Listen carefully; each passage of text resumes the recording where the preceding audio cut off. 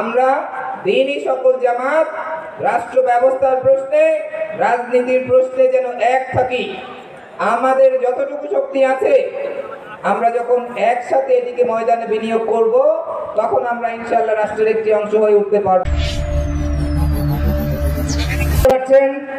MIS ডিপার্টমেন্টের assistant professor, Dhaka বিশ্ববিদ্যালয়, Ariful Islam Apu sir.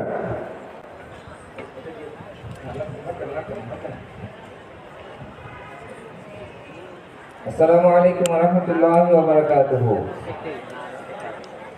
ইসলামী ছাত্র আন্দোলন বাংলাদেশের আজকের কেন্দ্রীয় সম্মেলনে উপস্থিত মেহমানবৃন্দ, বাংলাদেশের বিভিন্ন স্তর থেকে, বিভিন্ন জায়গা থেকে আগত সকল উপস্থিতি, সবাইকে আন্তরিক মোবারকবাদ জানাচ্ছি। আজকে আমরা যে নতুন বাংলাদেশে উপস্থিত হয়েছি এবং আমরা আজকে এই মুক্ত মঞ্চে মুক্তভাবে কথা বলতে পারছি, সেটি আমাদের রক্তের বিনিময়ে অর্জিত হয়েছে। এই ব্যাপারে আমরা সবার কাছে সুস্পষ্ট। জুলাই বিপ্লবে আমরা যারা ইসলামিক মানুষরা তারা সামনে ছিলাম, তাদের জীবন, তাদের রক্ত, তার বিনিময়ে আমরা আজকে এই দেশ পেয়েছি। কিন্তু কথা হচ্ছে যে আমরা জুলাই বিপ্লব করেছি বলে কি রাষ্ট্র আমরা পরিচালনা করছি? রাষ্ট্র কি আমাদের কথা বা আমাদের এক্সপেকটেশন অথবা জনগণের এক্সপেকটেশন অনুযায়ী চলছে? সেটা কিন্তু চলছে না। তাহলে রাষ্ট্র চালানো বা রাষ্ট্র চলে এটি শুধুমাত্র আমাদের মতো করে আমরা যেরকম করে চিন্তা করি সেরকম ভাবেই না। আন্দোলন যেভাবে হয় রাষ্ট্র কিন্তু সেইভাবে চলে না। এবং 1971 সালে আমাদের স্বাধীনতার, মহান স্বাধীনতাকে কলঙ্কিত করে আমাদের মুক্তিযোদ্ধা একজন কথা বলেছেন, আমাদের উদ্দেশ্যকে ব্যাহত করে আমাদের উপরে ধর্ম নিরপেক্ষতার মতো জঘন্য মতবাদকে চাপিয়ে দিয়ে আমাদের দেশকে ইন্ডিয়ার গোলাম বানানো হয়েছিল। সেই আন্দোলন যারা করেছেন, সেই শহীদ যারা হয়েছেন, তাদেরকে আমরা শ্রদ্ধা করে স্মরণ করি, কিন্তু সেই আন্দোলনের সুফল বাংলাদেশে 50 বছরেও পায়নি। আজকে জুলাই বিপ্লবের সুফল আমরা পেতে চাই। আমরা এখানে যারা উপস্থিত আছি, এই প্রত্যেকটি মানুষ সৎ মানুষ। এখানের কোনো মানুষ নেশাখোর না, এখানকার কোনো মানুষ সুদখোর না, এখানকার কোনো মানুষ ব্যভিচারী না। কিন্তু আমরা এই ভালো মানুষ, এই ভালো মানুষ কি আসলে রাষ্ট্র পরিচালনা করি না? তার সাথে আরেকটি কথা, আমরা কি রাষ্ট্র পরিচালনার জন্য যথেষ্ট পরিমাণে যোগ্যতা সম্পন্ন কিনা, সেটি এর থেকেও বড় কোশ্চেন। আলটিমেটলি রাষ্ট্র পরিচালনা তারাই করেন যারা যোগ্য, রাষ্ট্র পরিচালনা তারাই করেন যারা রাজনীতি বুঝেন, রাষ্ট্র বুঝেন।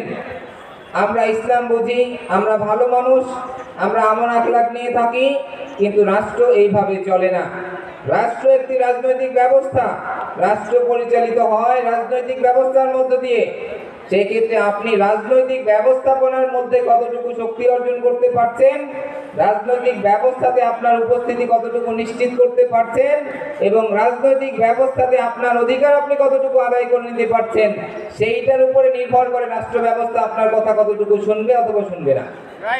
আমরা এরকম বড় সমাবেশ করি বা আমাদের ভাইদেরকে আমরা সময় টাইমলি কিছু ইনস্ট্রাকশন হয়তো বা দেই, কিন্তু এই সৎ মানুষ, এই আমানতদার মানুষদেরকে প্রকৃতপক্ষে রাষ্ট্র পরিচালনার যোগ্য হিসেবে গড়ে তোলার জন্য আমাদের আরও কিছু ব্যবস্থাপনার দরকার।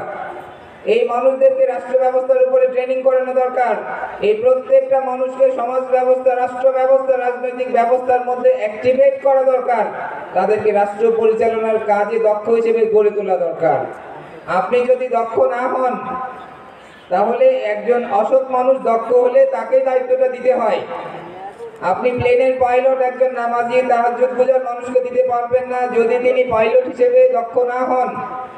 একইভাবে আপনি বিশ্ববিদ্যালয়ের শিক্ষক, আপনি একজন আলেমকে এনে বানাতে পারবেন না যদি আপনার এখান থেকে ভালো রেজাল্ট করে ছাত্ররা বের না হয়।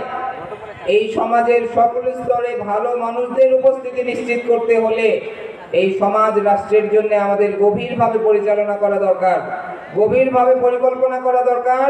আমাদের এই যোগ্য মানুষ আমরা কিভাবে তৈরি করব? আমরা রাস্তাপথে স্লোগান দিয়ে আর এই মুক্ত মঞ্চে যতই কথা বলি, রাষ্ট্র আমার কথা শুনবে না। কারণ রাষ্ট্র নামক এই দানব বরঞ্চ আপনার আমার গলা টিপে ধরার জন্য বসে আছে। আপনি যদি বিপরীত দিকে রাষ্ট্রকে আপনার কথা শোনাতে চান, তাহলে আপনার যোগ্যতা, আপনার দক্ষতা, আপনার এই রাজনৈতিক ব্যবস্থাপনায় অংশগ্রহণের মধ্য দিয়ে সেটি নিশ্চিত করতে হবে। তাহলে আমাদের লক্ষ্য মানুষ আছি আমরা, যারা দিনের জন্য জীবন প্রাণ বাজি রাখতে সবসময় প্রস্তুত, কিন্তু সেই মানুষগুলির রাষ্ট্র ব্যবস্থায় উপস্থিতি যথেষ্ট পরিমাণে কম।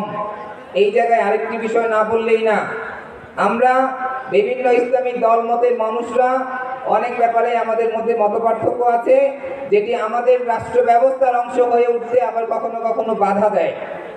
দিনই জামাতের ভিন্নতা দিনই মানুষের জন্য, বেশি সংখ্যক মানুষের কাছে দাওয়াত পৌঁছানোর জন্য যেরকম ভালো, কখনো কখনো রাজনৈতিক ব্যবস্থাকে দখল করার ক্ষেত্রে সেটি আবার একটি বাধা। এই জায়গায় আমরা যে সুযোগ পেয়েছি, আলহামদুলিল্লাহ, এই উপমহাদেশে, এই বাংলার জমিনে আমরা 47-এর পরেও এই সুযোগ পাইনি। 71-এর পরবর্তীতে আমরা তো আমাদের লাইসেন্স বাজেয়াপ্ত হয়ে গেছে। আজকে জুলাই পরবর্তীতে আমরা যে সুযোগ পেয়েছি, এই সুযোগকে সর্বোচ্চ কাজে লাগানোর জন্য মুসলিম উম্মাহর দলমত সবাইকে ঐক্যবদ্ধভাবে এই রাষ্ট্রের অংশ হতে হবে। এই রাষ্ট্রকে দখল করতে হবে। রাষ্ট্রকে দখল করতে হয়, রাষ্ট্র সহজে আপনার কাছে আসে না। এই জায়গায় আরেকটি উদাত্ত আহ্বান রাখবো, আমরা দিনই সকল জামাত রাষ্ট্র ব্যবস্থার প্রশ্নে, রাজনীতির প্রশ্নে যেন এক থাকি। আমাদের যতটুকু শক্তি আছে, আমরা যখন একসাথে এদিকে ময়দানে বিনিয়োগ করব, তখন আমরা ইনশাআল্লাহ রাষ্ট্রের একটি অংশ হয়ে উঠতে পারবো। এই জায়গায় এই কথাটি বলে আমি শেষ করছি। রাষ্ট্রের প্রশ্নে, এদেশের স্বাধীনতার প্রশ্নে, ন্যায় বিচার ইনসাফ প্রতিষ্ঠার প্রশ্নে, রাষ্ট্রকে সংস্কার করার প্রশ্নে সকল ইসলামিক দলমত, এই আমানতদার মানুষগুলি আমরা একসাথে আছি, একসাথে থাকবো, একসাথে রাষ্ট্র বিনির্মাণ করব। এই আন্দোলন আমরা কোনো অবস্থাতেই বেহাত হতে দিব না ইনশাআল্লাহ। সবাইকে ধন্যবাদ। আসসালামু আলাইকুম ওয়া রাহমাতুল্লাহি ওয়া বারাকাতুহু।